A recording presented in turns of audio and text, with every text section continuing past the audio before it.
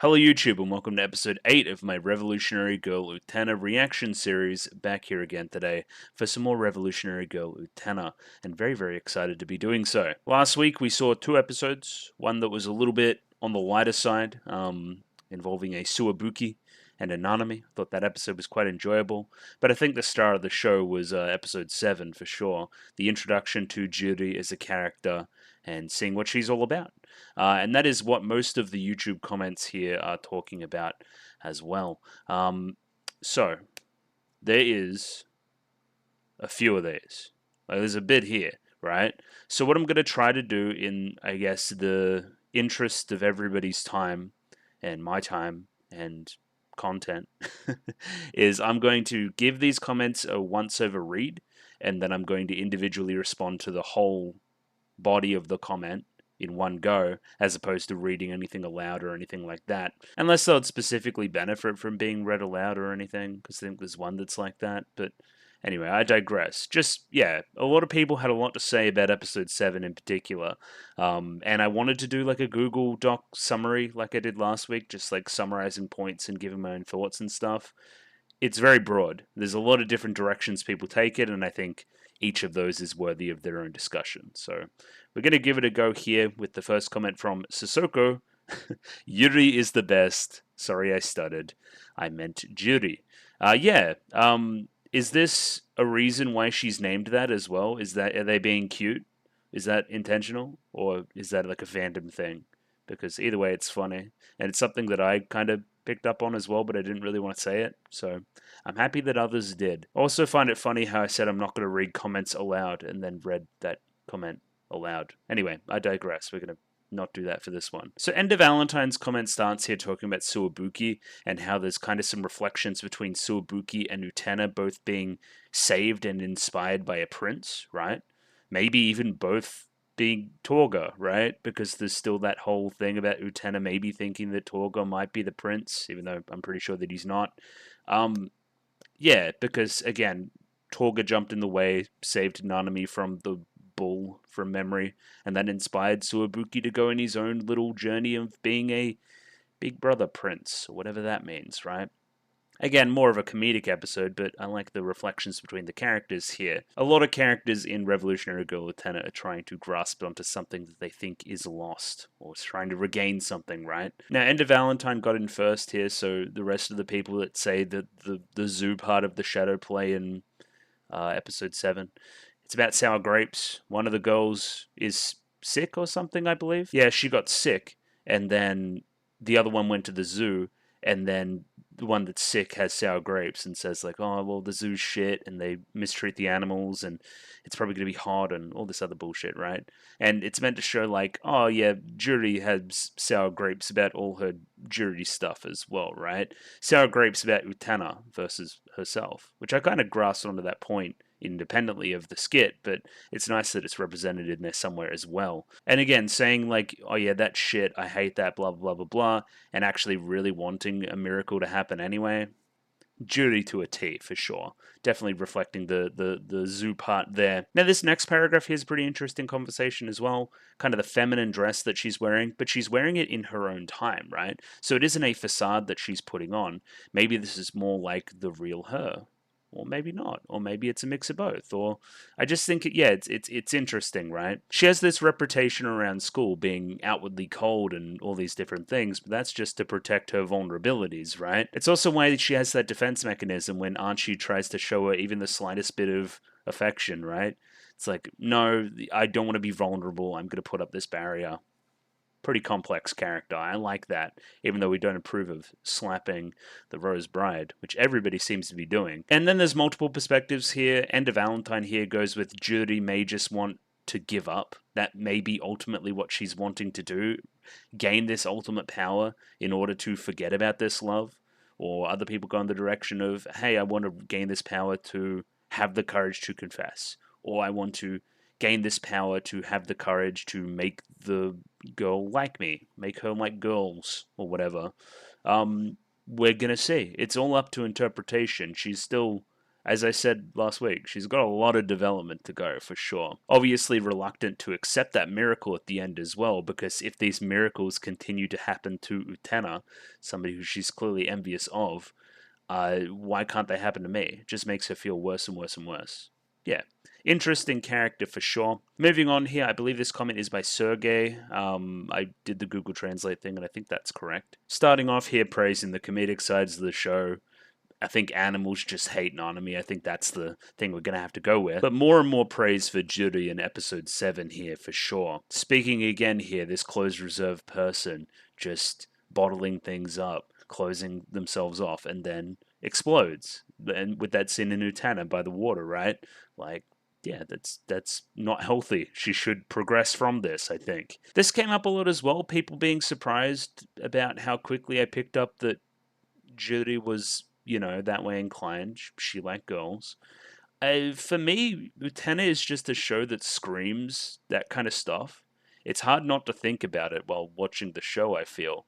Maybe a little bit different in 1997, you would think, right? A little bit harder for people to pick up. Yeah, this was a pretty obvious one for me, I feel. Like the first shot we see of her love interest is her holding a flower or sitting by a flower. The focus of the emotions there, and then holding this flower up to her, and then yeah, I thought it was pretty obvious. And yeah, interestingly enough, I think this is the first person that's talked about the link between Mickey and Juri, which was there early in the show. Hence her defense of Mickey, in whom she sees her past self and tries to protect him from painful illusions. So sees Mickey pursuing something that she thinks that is impossible, would be a miracle for it to happen for him. Something ultimately unattainable, and advises him instead to focus on different things and don't be kind of jaded by this whole miracles not happening to me type process. So yeah, that's fascinating. Be an interesting one to follow Mickey and Juri and see which directions they take there. Lazy Joe here, as I said before, 97, probably a different time to now for figuring out this twist, if you can even call it that. Also, Juri is voiced by the voice actress for Sailor Moon and Misato from Eva, so shoutouts to that. I believe I looked up this name recently for something too. Might have been Danganronpa related, maybe. I feel like I've got that somewhere in my head. Anyway, clearly the Sailor Moon connection between a lot of the staff and probably picking this voice actress, right? Just familiar with everybody there. This episode is storyboarded by Mamoru Hosoda. There was somebody on the Discord that did a pretty cool deep dive into specifically the panning shot that he used during the start of episode 7, kind of when Juri's in one window and Utena's in the other, and kind of how this technique has evolved through Hosoda's work. Yeah, I would link it, but I don't know how to link a Discord thing, so I don't know, go to the Utena section on Discord, because I thought it was pretty cool. Airwave 2K2, next comment here, and the part I'm really focusing in on is kind of this at the end. What would she do when she has the power to revolutionize the world? Have a threesome? I don't know. More specifically, because it reminds me of, I don't know if you guys have seen the new Dune movie, or are familiar with the story. It'd kind of be like that. Let's spoilers for that story. At the end, essentially, Paul has somebody that he likes, right? That he's in love with, wants to be with them, but because of circumstances in the plot, he needs to be married to somebody else, and basically swears like not to touch her or anything like that, right? So like you would have this Rose Bride over here, this personification of this power to revolutionize the world, with my actual love over here. It'd be kind of like that in a weird way. Also, watch the new Dune movie, it's pretty good. Maximiliano's comment here, it's a string of consciousness, I would say, but the things I'm focusing in on are like probably this stuff about episodes being finished in weird orders. So technically, according to a real version of the story, not a broadcast order, technically 8 would be before 7 and 6. I think that's how we're framing this. Also, 16 is meant to be put after 18. I don't know how this is going to manifest. I think what this suggests to me is that what we're going to be doing this week is completely different from last week.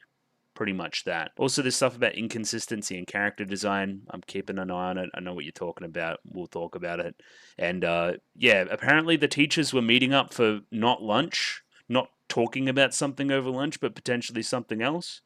I don't know if this is going to be explored further or if it's an implication or what. I just don't really know.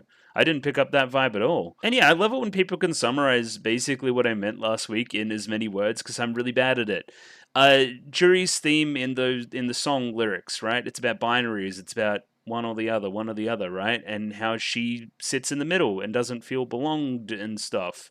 Has an otherness, which I'll talk about in one of these comments up here. But anyway, point being, this is what I was trying to talk to last week, and I don't know if I was entirely successful in doing so. Next comment here from Charles to the Plus, really focusing on episode 7 again, is one of the ones that is like one of the first really good episodes in the show, which is a weird thing to say for Utena, which I already think is incredible. And also a misunderstanding I had last week, it wasn't a sword being dropped from the giant upside down castle illusory hellscape thing. It was kind of Utena's sword, which had already been flung up into the air by Judy's fencing.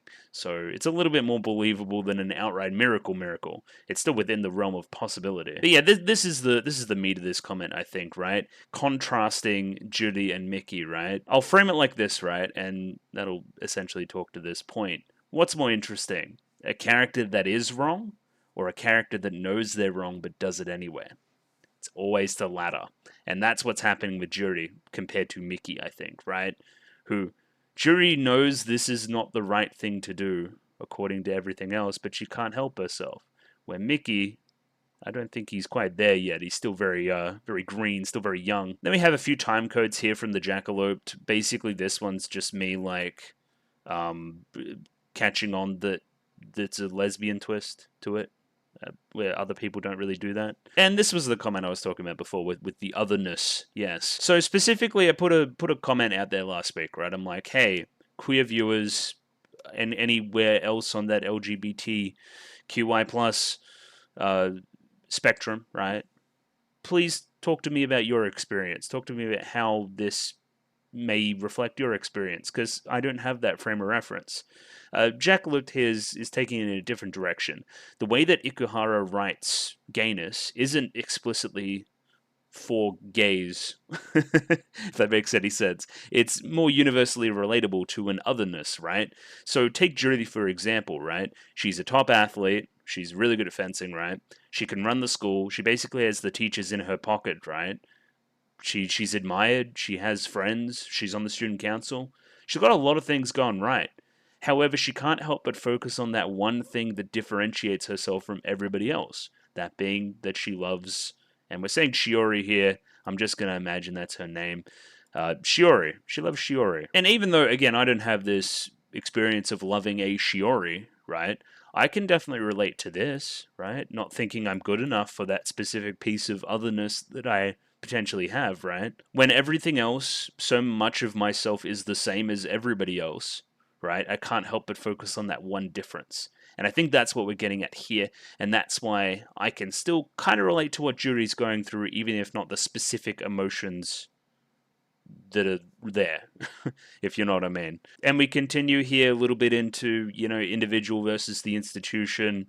If you're really, what is causing this otherness? What is causing you to feel this way and this conformity that you need to feel to other things, right? Is that healthy? Is that something that's being reinforced by some structure above us that, maybe we'll get into and need to revolutionize by the end of the show? I don't know.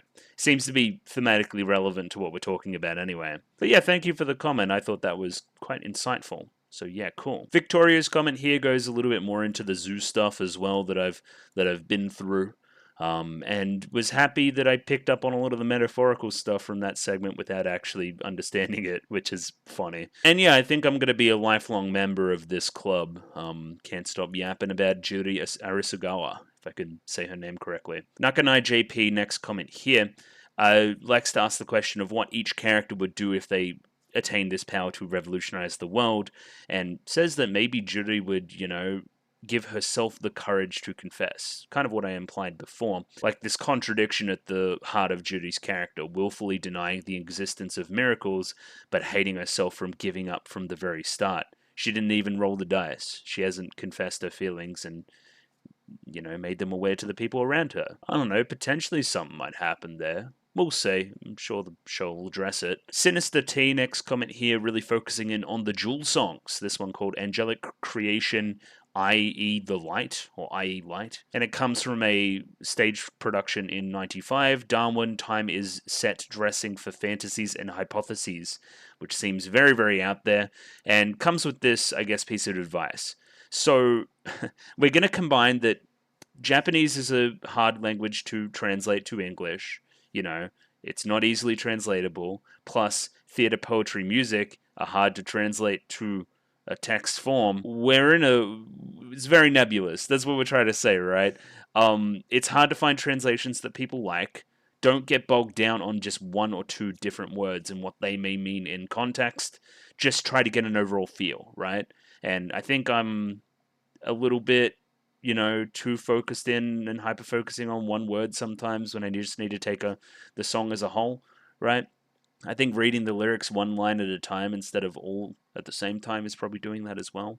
But yeah, I'm with you, right? It's a fool's errand to try to grab real concrete meaning out of these songs in a way that you could out of something like Symphokia, which is a little bit more straightforward. Isabella, next comment here, essentially just an anecdote about how Torga's English voice actor was the one that needed to break it to everybody that she was a closeted lesbian. Everybody else was so confused why she was so mad in the episode, which I just think is funny for the 90s, you guys. That's good. And yeah, specifically pointing out the androgyny in the lyrics, right? It may not be she is one way but acts another, or is one way and acts another. It may be a little bit more gender fluid, right? She could feel like this in this setting or this in this setting, and both aspects could be part of her, right? Which, yeah, makes it very ahead of its time for my count as well, right? Also, this as well, everyone keeps telling me that her color is orange, right? Yellow is already taken, which I believe is somebody else's. I don't know. Yellow is weird. I'm like colorblind. I've said this a couple of times on the channel, but obviously nobody watches everything.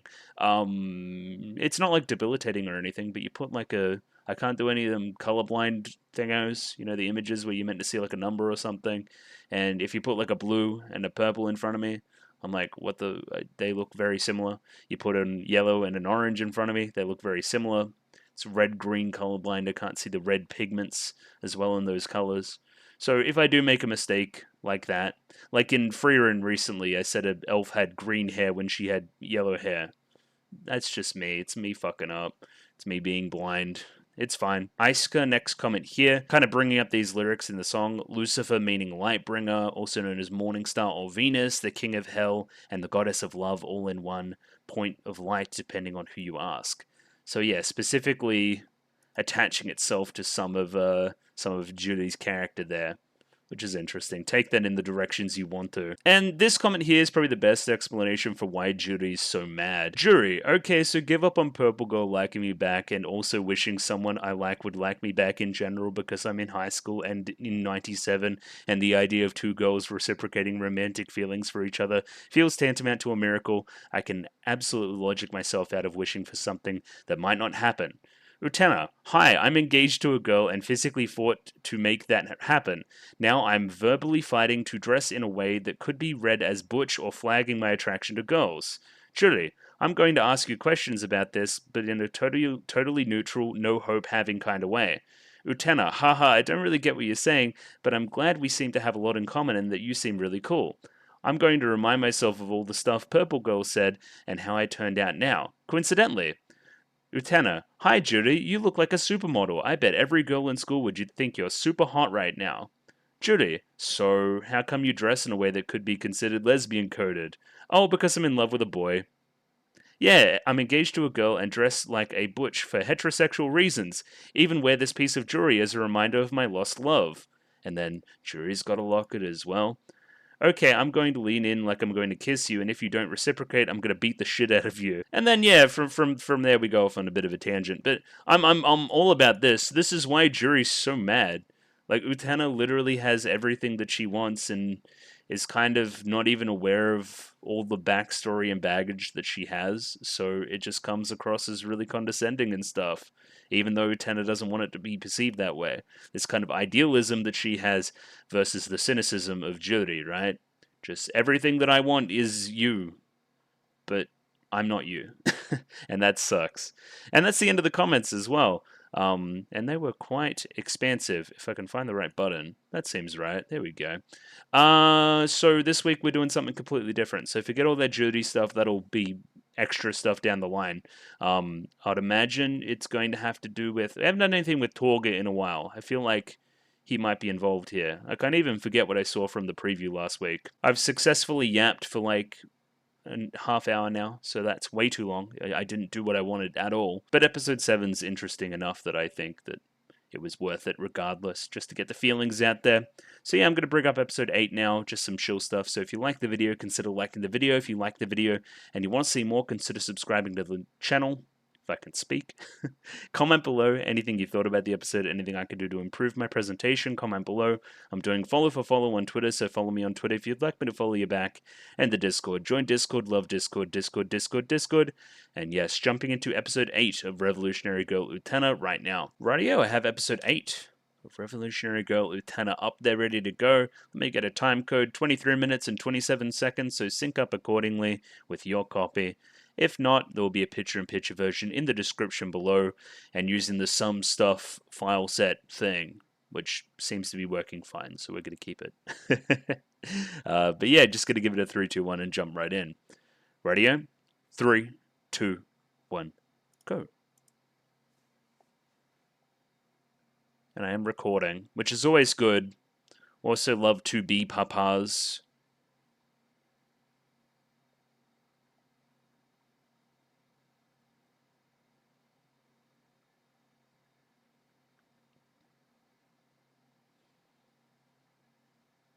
Also, a bit more of an Anshi-focused episode wouldn't be too unwelcome as well. She kind of feels like she's been shafted the past couple episodes for sure. Like, episode 6, she was like hardly in it because she was killing bugs and stuff. And then she just kind of got slapped by Jury, and then the rest of the episode was just kind of Jury stuff. So I don't know. I want to know more about you so I can make judgments about this whole system more and how complicit you are in it. We will say. Yeah, her hair is definitely orange. You people are correct. I like that one shot of oh, there's horses there too. The one shot of Utena with a sword too.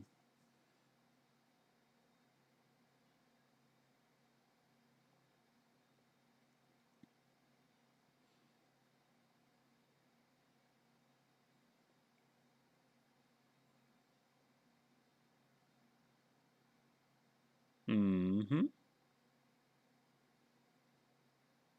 Yeah, couple dead parents. I know who that is. The red roses, though.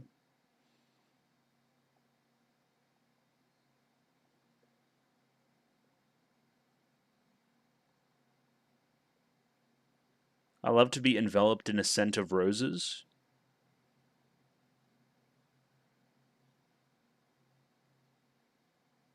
I'm trying not to.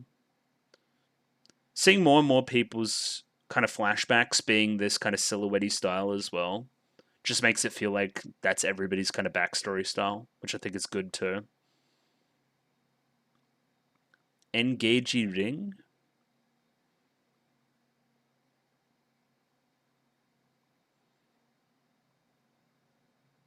True.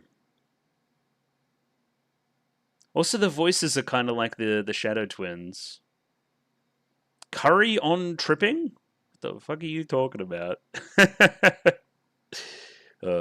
I'm hungry though. Beef stroganoff?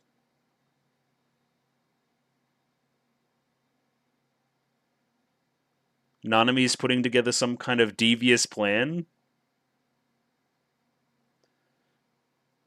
What is the switch? Oh! I like a hot curry, I'm not gonna lie.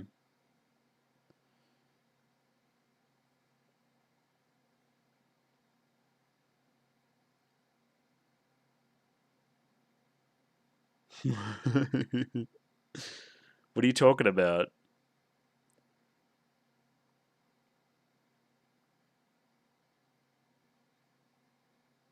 What did they switch in? Oh, holy shit. That sounds pretty spicy.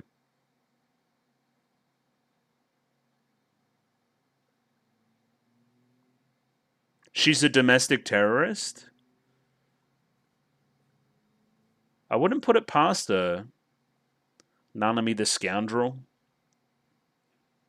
Okay, sure. I guess everybody died.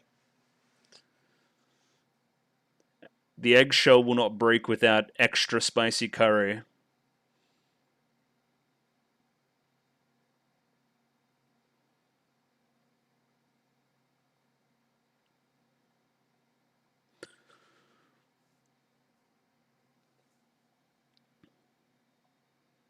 What is its greatest crisis? They're fucking dead.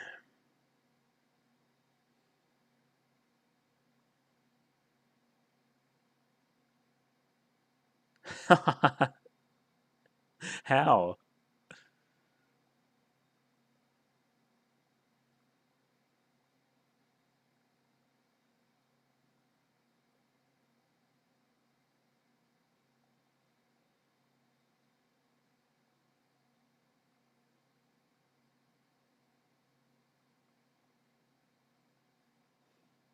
This is so different from last episode, it's funny.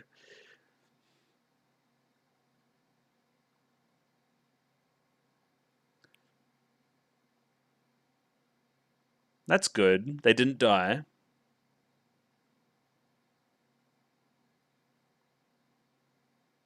Wakaba. Oh my god, my beloved.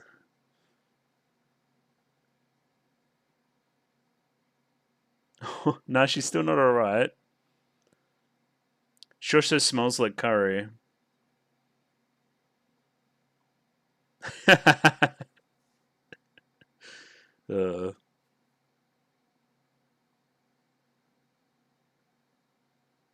what? What the fuck are you talking about? Yeah, I agree. Okay, sure. Just the ridiculousness of this episode's premise, huh?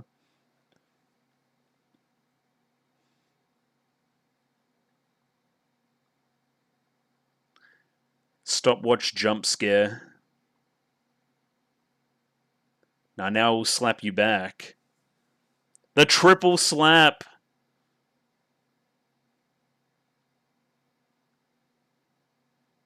Oh, she's cool.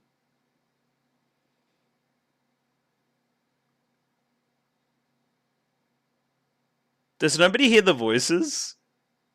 Oh my god. Scary Utena Anshi.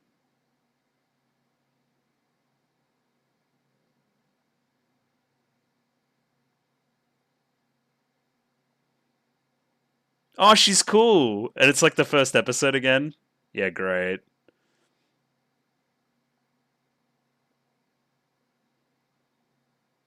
And you get to see it again, yeah, on the different side of the spectrum.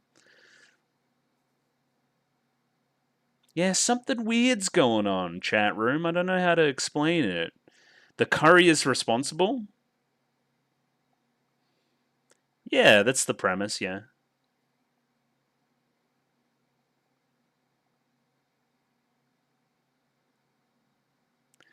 This must be really fun for the animators too.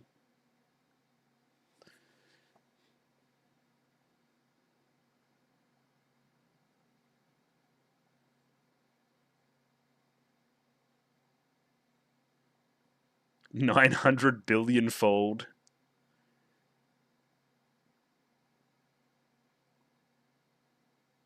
Oh, now they're selling the photos?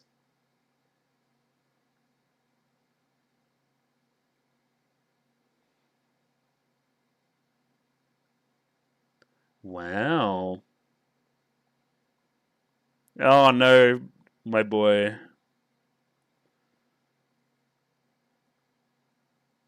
He can't escape it.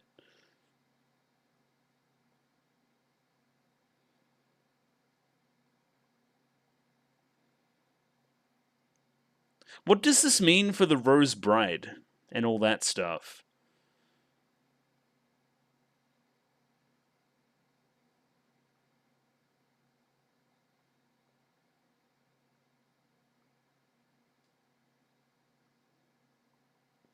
Nobody is immune to the charm. Yeah, because they must just be super confused. He's literally buying photos.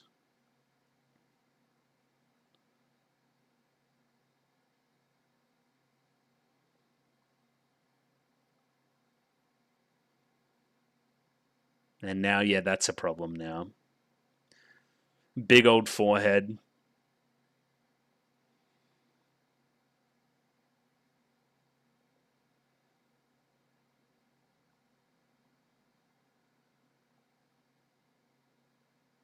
I don't believe you. Yeah. Neither does Anchi.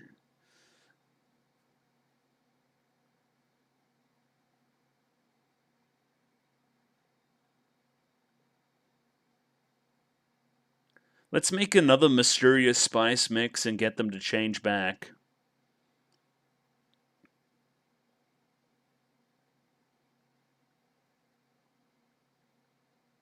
Where do we procure more spice? Oh, yeah, let's jump on the plane. Why not? Because you're culpable as well. Oh, that's a cool shot. Okay, awesome.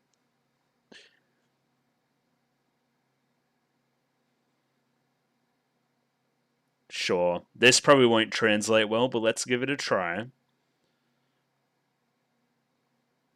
Okay, I understand that one for sure.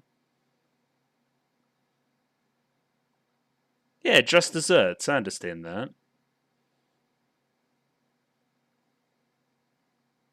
Okay. Does that mean something bad's gonna happen to Nanami and the crew?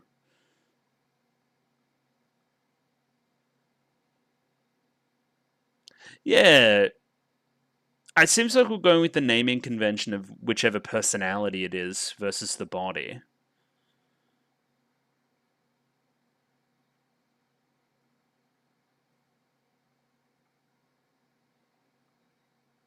Yeah, there you go. There's the just desserts element. It's a fucking weird episode. It's funny though. Also, like some of the character design stuff they're doing with differentiating the different Utena and Anshi, right? I think that's pretty good.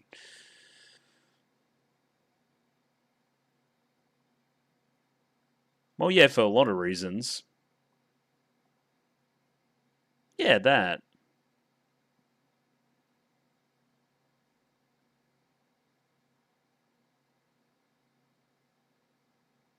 Yeah, ew.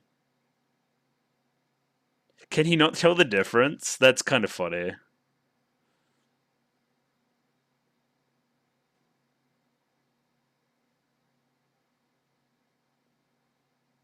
Okay. Bye.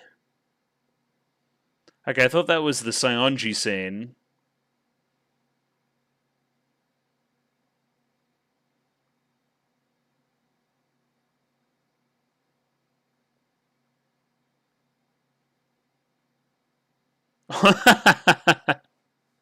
It's more on the animals hate um Nanami stuff.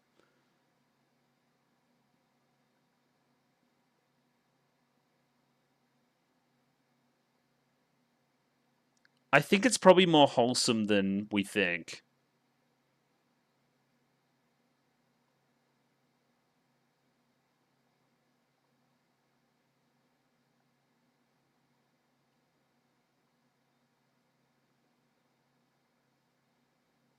Yeah, okay, wait, yeah.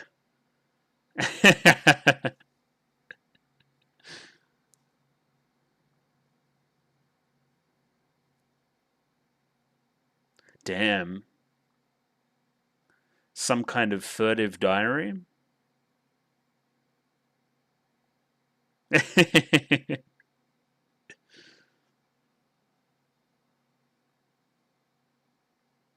Yeah, there you go.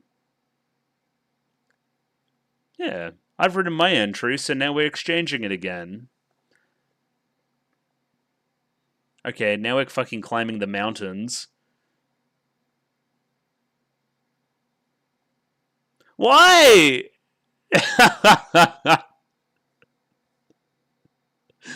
Always the elephants, man. That's funny.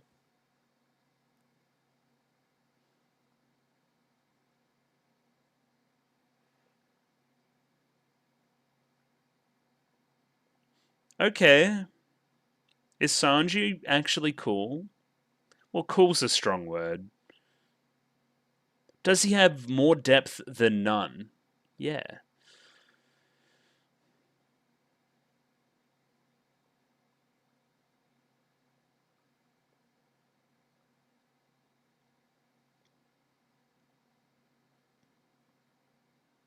Well, wouldn't Anshi know anyway? She saw when you went off with him. There you go. She knows anyway.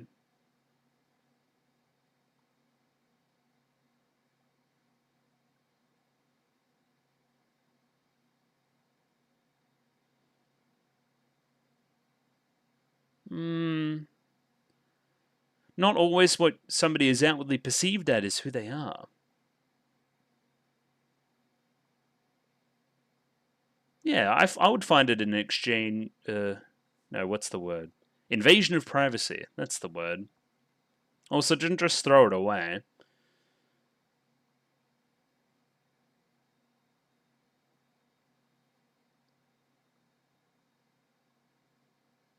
No, it's wrong that I'm doing it because it's your diary.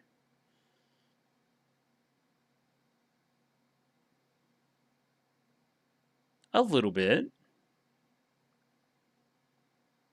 All right, back to the Nanami getting absolutely wrecked by elephants hour. They got one joke, but fuck, it's a good joke.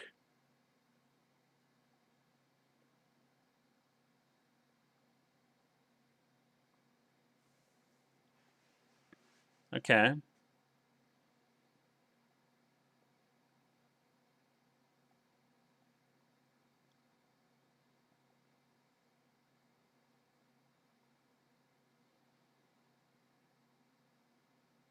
Scandalous. Also, is that's meant to be Utena?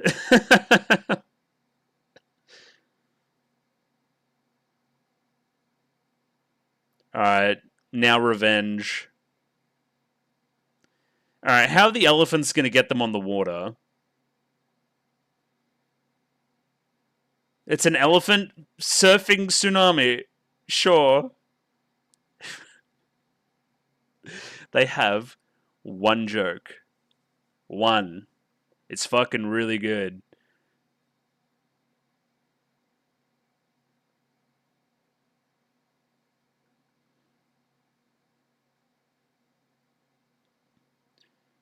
Also, he's in the student council. If he's just like back, why doesn't he show up to the student council again?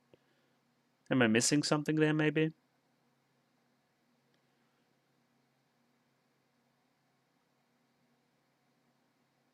Okay, you seem pretty full of yourself.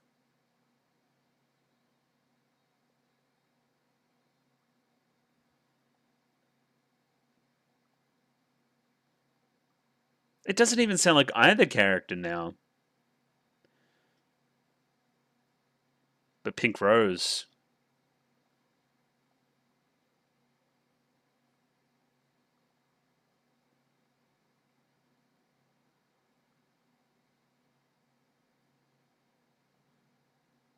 Alright, it's time to end this facade. Etchy? Run away. She's chewing on a banana, that's cool.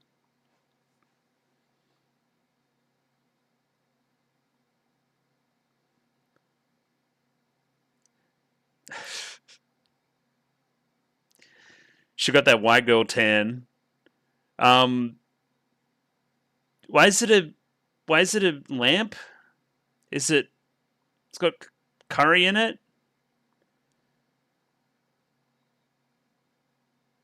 There was an elephant.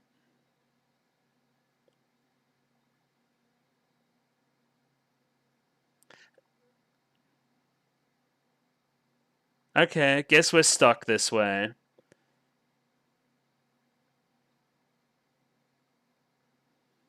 That's unfortunate. I wish that didn't happen.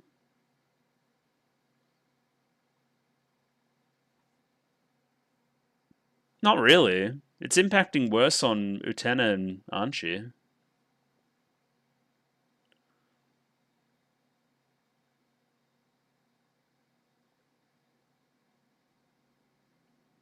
Don't be so morose.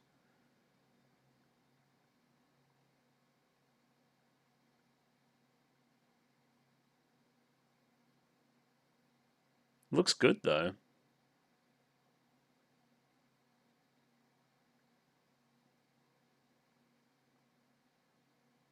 How'd you get another one?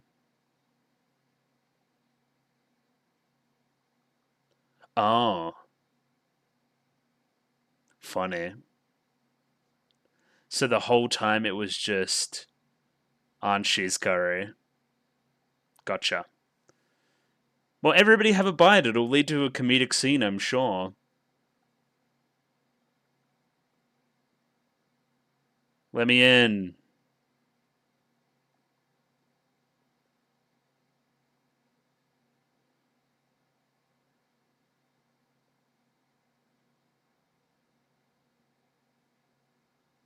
Yeah, that must be it.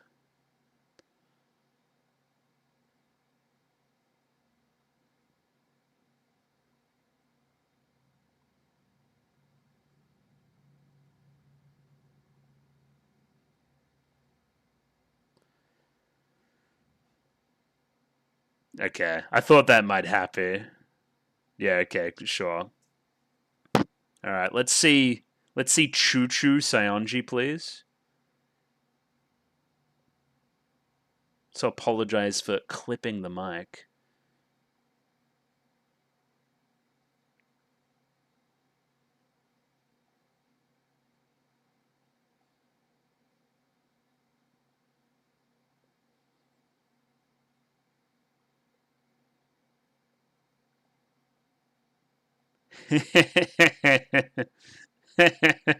What about the other side? Sure. What a deeply disturbing episode. No, that was just a rambunctious good time. Um, the elephant joke. I counted they did it like 6 times. Funny every time. Don't ask me how.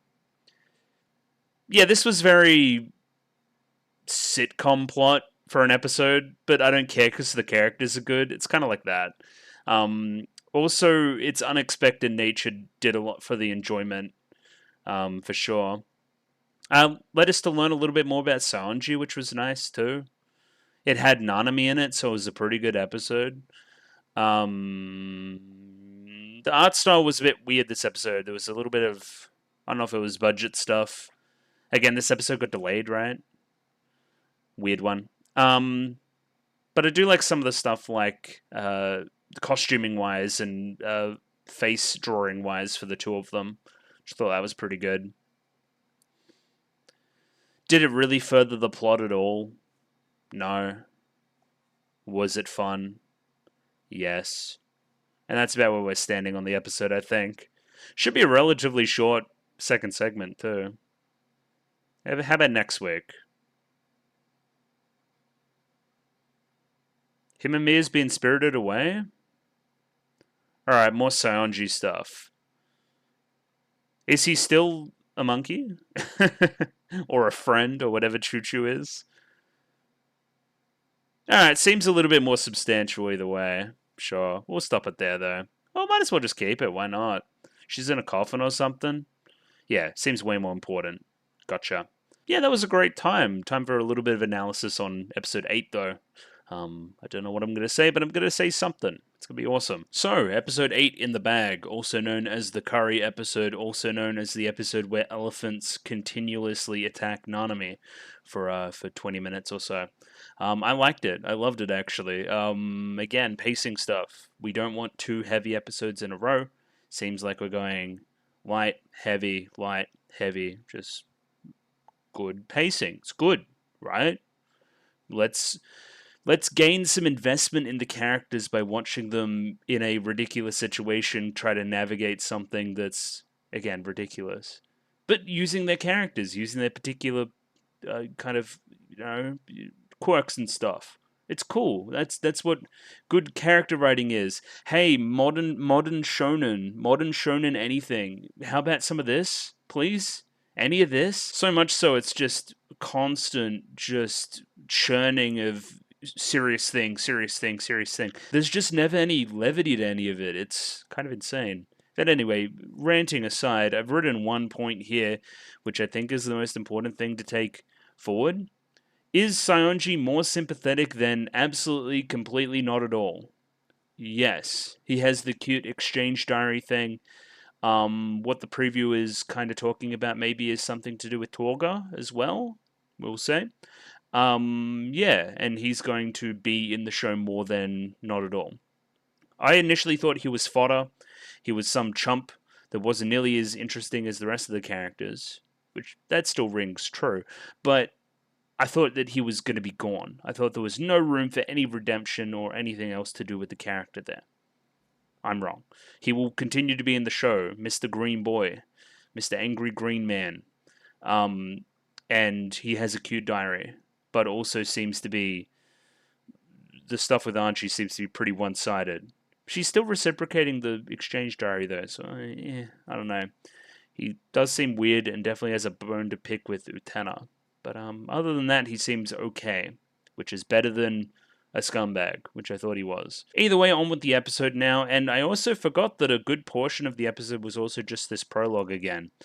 So we're like 2 minutes 40 before we even get content, right?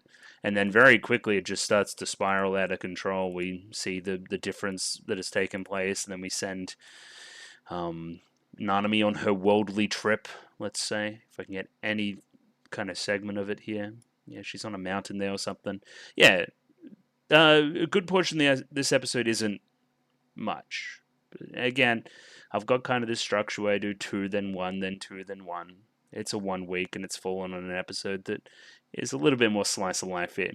I like seeing them doing their cooking classes, though. That's pretty cool. Just, yeah, I love some of the audio decisions in the show. Just this, like, almost horror movie twang when we notice that binoculars are on these two. Like, oh no, the villains are here and they're plotting a secret plan.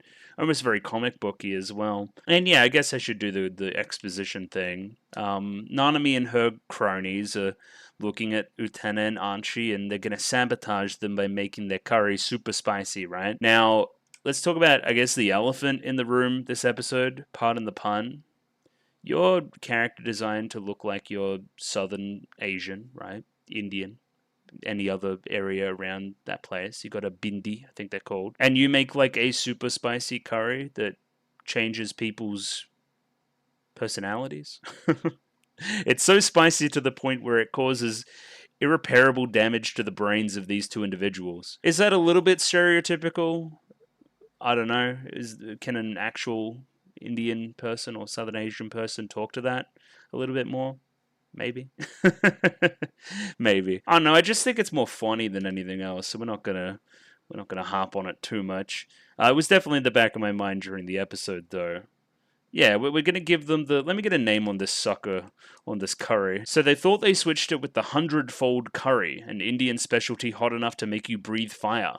And that was meant to make them unappealing to Torga, I guess. However, there has been a mistake. We didn't switch in the 100-fold curry. It seems we gave them the agonizing, blow your brains out, trippy, roaring elephant, super spicy, 900 billion-fold curry. Oh, that's pretty spicy. Also, like, elephant in there as well. That's cute. And yeah, it causes some kind of bombing to occur at the school. I'm surprised that Utena and Archie were the only 2 that were hurt there. Yeah, look at them. Fucking Bunch of curry smoke. It surprises the hell out of you, though. Holy shit. This then forces the student council to meet, and they do the whole student council spiel again. You know, breaking the world's shell. We are the chick. The world is the egg. If we don't break it, we won't live. We won't revolutionize the world. How many times do I need to talk about that? But also, this is an emergency meeting because there's been the biggest threat to our Rose Seal end of the world, Rose Bride revolutionized world games yet, right? It seems like Utena and Anshi are no more. Their lives are in danger. Mickey is blaming himself somewhat, saying that he requested some extra spicy curry from Anshi, so, like, is he responsible for the curry explosion? This is a great line as well. But what do we do now? The fact remains that a measly batch of curry ruined our plans. Thank you, Jury. However, we get a buzz that the two of them have been released, right? First indicators here. This is great. This is some Naoko Yamada type shit. You are very official. 2 hands down, together. You could almost say, I've probably seen Anshi in that pose during the show before. And you're slightly slouched in the back, bending over. This arm maybe like scratching the back of your head or something. The other arm just kind of lazily down. Straight posture, straight back, very royalty, where you're not so much. You look a lot like Utena, who's just kind of casualing it up. That's great. This is kind of the character stuff that, you know, you only notice on a rewatch. Then Wakaba does Wakaba things and jumps all over Utena. However, that is not the Utena we thought it was. This too, yeah, even the feet here, right? Splayed outwards. The bag over the shoulder, that's probably why the arm was up, actually. Kind of wrist on the hip there, looking very sassy, compared to the comparably weak Utena. Yeah, just some great stuff here, for sure. Also, really great voice acting here from Wakaba, too. Just, like, genuinely confused. Now, my question is, why doesn't everybody recognize them by voices immediately? I would have loved to see the voice actors flex their voice actor muscles and have Utena's VA act like Anshi, and have Anshi's VA act like Utena. I thought that would have been more effective. But what they did is still... It becomes way more legible to the audience, though, what is happening then. So yeah, again, the point of that scene is that it's Anshi and not Utena, so she falls to the ground. She's not as strong and stuff compared to Anshi here, who's being bullied. Very pleased with yourself. Don't flatter yourself because that he hangs around with you. Some nights it gets really dark, you know? That's fucked up. Yo, you guys are like bad people. I didn't know that. However, this is built up on contrast. Remember the last time that 3 bullies were bullying Anshi and Mickey jumped in and saved the day? He tries to do a very similar thing here after happening upon Nanami and her scheme again. However, Anshi's gone and saved herself. Just with the super slap. How cool's that? And yeah, she's kind of badass, right? She puts the bullies in her place and does this. She's cool. Yeah, more and more contrasty stuff. So now we have probably very similar shots to episode 1 when we're introducing Utena. We have Anshi doing the basketball thing with the rose petals flying through the air. She's kind of killing it though, hell yeah. And we're taking lots and lots of pictures all the same, right? Like similarly, we have Utena doing the rose garden stuff. We have Anshi being active. Utena with the tea. Bit of table tennis. And yeah, turns out we've been taking a lot of pictures of it the entire time. That's kind of the Polaroids we've been seeing. And yeah, they've swapped personalities. That's the premise of the episode for sure. Now, correct me if I'm wrong here, chat room. I believe this is an example of gap moe. Somebody being cool, or it being cute and adorable, that somebody who's normally one way does something extremely the other way, and everybody is infatuated with the gap moe of both Anshi and Utena in this episode. Hence why they're so after the photos. I don't know, think about like cool shonen boy character that's popular with all the girls or something, right? And then you saw him like watering flowers, right? Or, I don't know, vacuuming, and you found that cool. I could see that, I think. It's like if I saw Hirasawa Yui with a fucking Buster Sword. That's cool. I like that. I would like a photo of that. So, I get what they're getting at here, I think. Yeah, love all the contrast here, all the poses, that kind of stuff, costuming. Just the distinction between the two. This scene here is mostly in service of the audience to help explain what is happening. Again, I have to remember that TV's very different back in the day to what it is now. A lot of TV won't do this kind of stuff anymore because you're binging it because it's on a streaming service or something like that, right? You have to remember this could be the first episode of Utena that somebody's seeing because it's in a TV slot normally at night, right? So if you're just like, oh yeah, what's on? Just channel surfing. This could be the first episode you see. So you kind of need to handhold the audience through and make sure they understand what's happening. I think, yeah, they do a good job here, even though I think this kind of stuff is a little bit ancillary. All the characters are infatuated with this thing. Even Mickey's crying because, almost in a self-parody kind of way for the show, like crying because Anchi is different. She's not what he expected in his own little delusion that he built for himself about what she might be like, based on her piano playing. Again, we won't go into it. Despite himself, he still wants to buy the photos. I find that pretty funny. That's pretty good. 20 photos as well? Holy shit. However, Torga had been listening to the entire thing and quickly finds out that the personality switching was because of your meddling. Despite everything though, Torga buys a bunch of pictures. You would think of Utena, right? Utena and Anchi then show up and confront Nanami about what happened. They say, oh, so this is your doing, implying that it's both Torga and Nanami, right? However, Nanami then gets tricked into confessing that it was all her doing the entire time. And then Shoujo laughing about it. Yes, it was all me. That's fantastic. And then that's what the shushing is about, right? You just confess that you were the mastermind behind this thing that happened to these two. Like, even Torga doesn't look very impressed here. Nanami, you've created a problem for me. She starts sweating and feeling bad because she's hurt the feelings of her beloved, who, let me remind you, is also her brother. Weird one. And then, yeah, we just put on the dramatics here, the tears and stuff. I, being such a generous girl, procured a mystical spice mix straight from India, just so Anchi could make some yummy curry for cooking class, implying that she would need some help as well. I never ever expected such an incident would happen. I don't believe it. Well, I wouldn't have expected such an incident to happen either. She just wanted to make them like a really spicy curry that she would hate. Like, her whole plan doesn't make any sense. Why would you think that Anchi would be the type of person to not like spice? Even Utena, for that record, I reckon she would down some spicy food. Doesn't make any sense. Maybe it's projection. Maybe you don't like spicy food. Yeah, and of course here we have Utena's bullshit detector going off as well. This is probably the best demonstration of what I'm talking about, right? This is almost like a dream-like Utena with the eyes, right? And a way more pointed and serious Anchi in the eyes. Just, yeah, it's fun how the little changes can do a lot. So then we have Nanami's plot for the rest of the episode. Essentially, she's trying to make things right. She's not going to be let back in the house until she gets the mystical spice mix that is in India. Yeah, it's imported from India, so we have to go on a trip to India. Wait for me, dear brother. But then the rest of the bullies get dragged along as well on their little, trip over to India. Why not? Just a quick hop, skip, and a jump. Yeah, they must be rich or something if they're gonna afford to fly and stuff.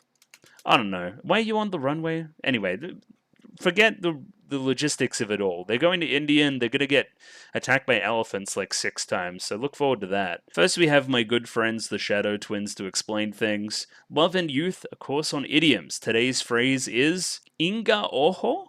Inga Oho. Or we're translating it as just desserts, which makes a lot of sense to me. It means every wrongdoing of yours will bring an equal measure of misfortune to you. Yeah, we demonstrate this very well here. Give me your money, bang, bang, bang, bend over, ricochets off a couple things and the bullet hits you.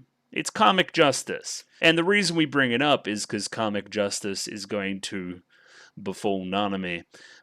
Another cool gap moe shot of Anchi. Very awesome. And yeah, it must be weird for Utena to see a version of herself saying that she did a wonderful jump. And in an opposite way, Anchi isn't very good at sports, so seeing myself be so athletic really spices things up for me. I wonder if this is a pun as well. However, we need to find a way to change back to normal. At this moment, I'm sure Nanami is finding the curry we need. No, instead she's been chased by elephants, which is cool. So that's the first setup of the elephant joke. We get kind of no establishing shot or anything there, just kind of they are being chased by elephants. Cool. Animals don't like Nanami. That's awesome. Utena here says that she wants to change back soon. She doesn't want to get mixed up in any of this Rose Bride BS. However, Anshi doesn't mind being like this. I don't put any stock in outward appearances. Well, I do. Saionji's been hitting on me. Yeah, so that's the other sub theme of the episode, I guess, is the Saionji stuff, but also outward appearances and what's inside matters most and all that kind of stuff, right? At least Saionji can recognize that it's a different person writing back to him. Like, that's something, right? So yeah, we quickly meet up with Saionji here, and he's going to take Anshi away to, well, Anshi, away to a secret location, a secret rendezvous between these two. Anshi, in Utena's body, asks if they can come, and then he says, "You can stay here," not knowing the difference between the two. Yeah, and then kind of gives them nothing, just kind of like a, "Oh yeah, you guys will be okay, bye-bye. Have fun, Utena." And then, yeah, we cut to this, and it took me a moment. I'm like, is this still the Saionji scene? Because no, I don't like that. But no, instead it's just Nanami doing Nanami things in India. Essentially, she gets picked up by some guy. He's probably like a poacher or something now that I think about it. Like, look at all these animals. That's probably not great. And asks him if he knows anything about where the mystical 900 billion fold spice mix is. And yeah, doesn't really get a chance to answer because he gets fucking punted by the elephants there. If VLC wants to behave. See? Awesome. So yeah, that was, what, barely 10 seconds? And then, oh yeah, back to the serious stuff. And so much of the framing here in this scene here is, like, almost predatory in a weird way. Like, it makes you think about the thing that's being implied, which, this may be a romantic rendezvous and not just an exchange of a diary. Yeah, what do you and Saionji get up to in here? In this secluded room, almost no light. I'm, like, back against a wall. Even this line here, just, he's bigger. I don't know. You can kind of see it in the line work there. I don't know. Saionji says it's the bi-weekly time to prove our love for each other. Yeah, prove love. Yeah, this is all great, right? Yeah, Utena's VA really sells it here. It feels like Utena is in this situation. Yeah, we must continue this secret bond, blah, blah, blah, blah, blah, taking off his clothes. Don't turn your eyes away. Look at me. Look at the real me. No, I really don't want to. Please, no, this is uncomfortable. And then, nah, it's just the diary that I keep inside my shirt for some reason. Yeah, we finished the scene learning that it's an exchange diary, right? So, we're not really familiar with the show's joke yet, the one joke it has this episode. So they're climbing a mountain. The spice mix must be up here somewhere. Nanami, watch out, because there's an elephant that has fallen off this cliff. That again, India, pretty mountainous. Why would an elephant be up here? And knocks all of them down to the ground. Of course, in a cartoony way, they're fine. They didn't fucking die. But, yeah, it's just fucking hilarious. It's just good. That's good content. Now we have Utena looking at the diary all very confused, hearing that Saionji won't pursue anything outside of just this diary for now, but once again I will master the sword and I will get you back. And yeah, feels clearly uncomfortable about peeking into the diary, seeing the secrets, blah blah blah. And yeah, okay, I guess this is more important to the overall Anshi Utena stuff than I thought, right? So, okay, Anshi is only keeping the diary because Utena wasn't aware about it, but as soon as Utena was aware about it and showed disapproval, Anshi was very quick to just throw it away. This absolute power that Utena has over Anshi, right? And yeah, that line before about outward appearances not mattering and what inside matters most, or what's inside matters most, and how that's being applied here, right? If Anshi believed those words, why isn't she more protective of the diary? It's like she doesn't have that agency over herself when it comes to whoever is in possession of the Rose Bride. I find that interesting, even in a comedic setting. I guess early in the scene here, Utena doesn't want to open the diary, because if she does and she writes something and then the real Anshi gets it back in the future, she'll know that she knows about the diary and knows about their secret. But yeah, she doesn't feel that way at all. Again, absolute power here being given over to Utena. Just saying, oh yeah, it's Saionji's exchange diary. No real want to protect it, no will of her own in any of this, really. Again, more costuming stuff. We always have the Rose Bride walking around cleaning stuff, blah, blah, blah, blah. Still has that Prince uniform on, though, which is You know, got a frock over the top though. Yeah, this line here is the exact opposite of what she said before, no? I don't mind being like this, I don't put any stock in outward appearances. But then over here she says, you're Himamiya, aren't you, right? You should be writing in this diary. Which one do I believe? I don't know. Yeah, so this is editing me after the fact, right? So let's take for granted the information we learned at the end of the episode that Archie was somewhat responsible for the switching. Even if it was an accidental thing, she wasn't exactly keen to swap back. Is there actually some burdens of being Archie, such as this diary that she has to keep, even though she does not want to keep this diary, that maybe for one day she just wants to palm off to Utena? Does that make any sense? Maybe. She understands that who people are inside matters most, it's not just the outward appearance, but based on the lie, based on this outward appearance, she's seemingly getting rid of something in her life which she may think is burdensome, right? Under the guise of just following the Rose Bride system. Is this anything? Am I overanalyzing this too much, maybe? Because that would need to be a stronger theme in the episode. Archie would need to, like, relinquish the duties that she has as well. Because you could see her in this scene that I was just on of her cleaning as well. Would she really want to continue to clean, even though she's technically in the body of Utena, right? Anyway, it's food for thought. And yeah, I think Archie misunderstands here. Utena's hesitance isn't because she's keeping a diary secret from her, right? It's because she doesn't want to peer into her secrets. She thinks that Archie would be like any normal person and not want their diary to be read. However, Archie's like, I was only ever keeping the diary because you never said to stop. If you think it's wrong, then I'll stop doing it. However, Utena wants to write something regardless because she kind of pities Saonji, so let's keep the diary around. And then, yeah, whatever you think is okay. Very Archie-looking Utena here as well. Whatever you think is best will be best, Utena, because you're in charge. It's also, regardless of my physical form, I'm indebted to the personality of Utena, right? It's attached way more to the person rather than the body possessing the power.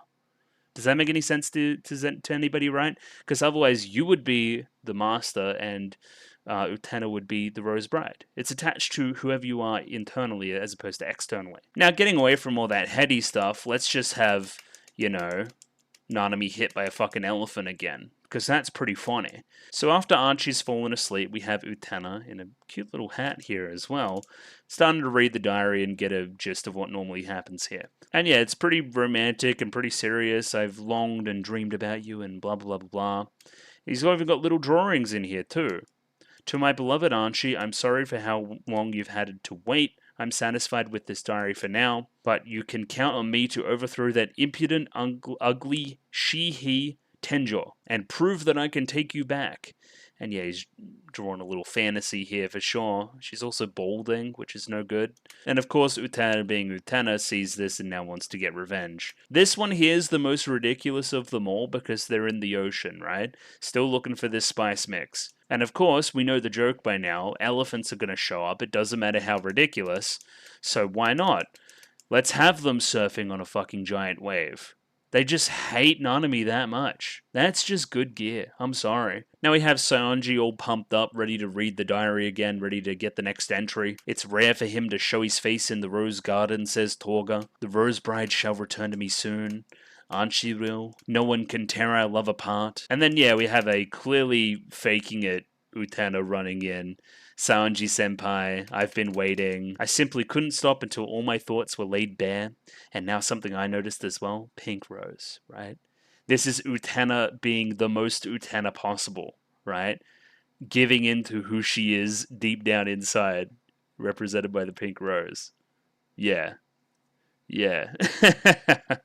Just a little bit mischievous, a little bit of a prankster. And yeah, a little chuckle to herself, almost in that kind of evil shoujo laugh kind of way. We quickly hear that Nanami has returned as well.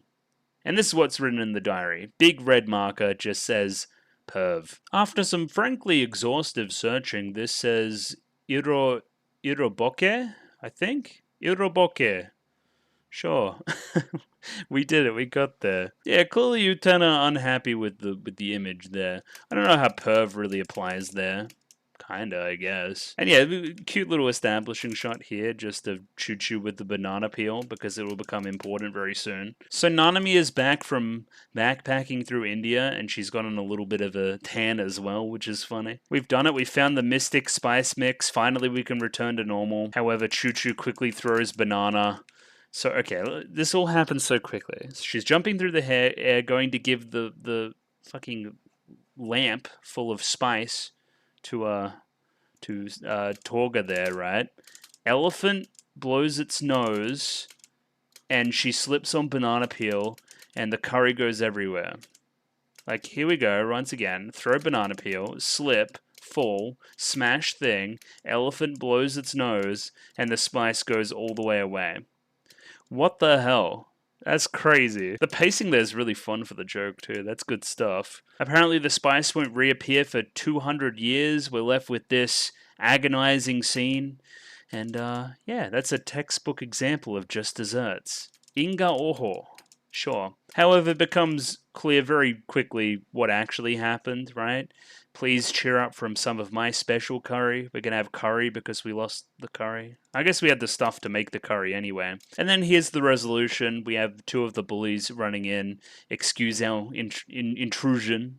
But here's the first one. We found this in the cooking room storage. It was unopened in the classroom, right? It doesn't look like it was ever used in the cooking process. So that means the explosion came from Archie's regular cooking. Oh no! And yeah, it's awesome that you've made this scientific experiment, but it also brings into question, did you know the entire time?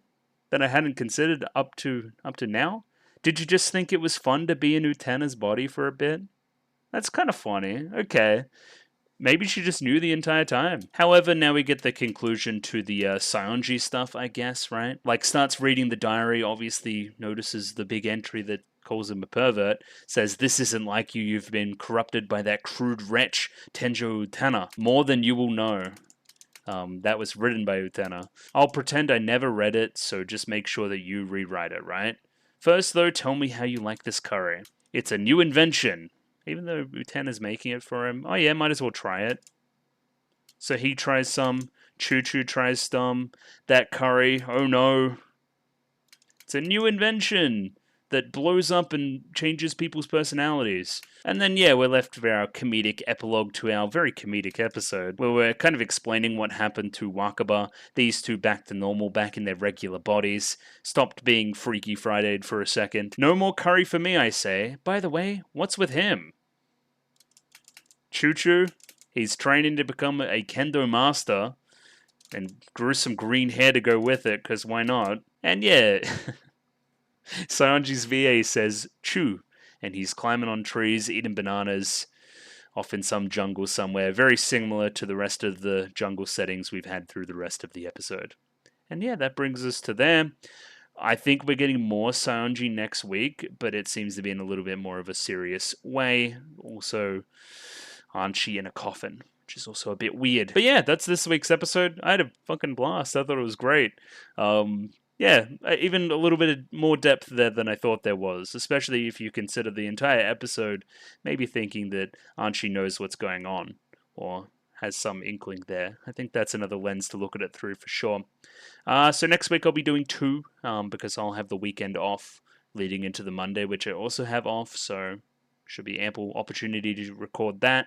But yeah, I like it. This show is good. Even the comedic stuff, as I learnt last week, is a underrated aspect of the show that I don't hear enough people talking about. So yeah, next week I'll see you for more Utena, just some chill stuff to close us out. So if you like the video, consider liking the video. If you like the video and you want to see more, consider subscribing to the channel. Comment below anything you thought about the episode, anything I could do to improve my presentation. Comment below. I'm doing follow for follow on Twitter, so follow me on Twitter if you'd like me to follow you back. And the Discord. Join Discord. Love Discord. Discord. And yeah, I'll catch you guys next week for more Revolutionary Girl Utena. Thank you very much for watching here today, and I'll catch you next time. See you later. Ciao. All that kind of goodbye words.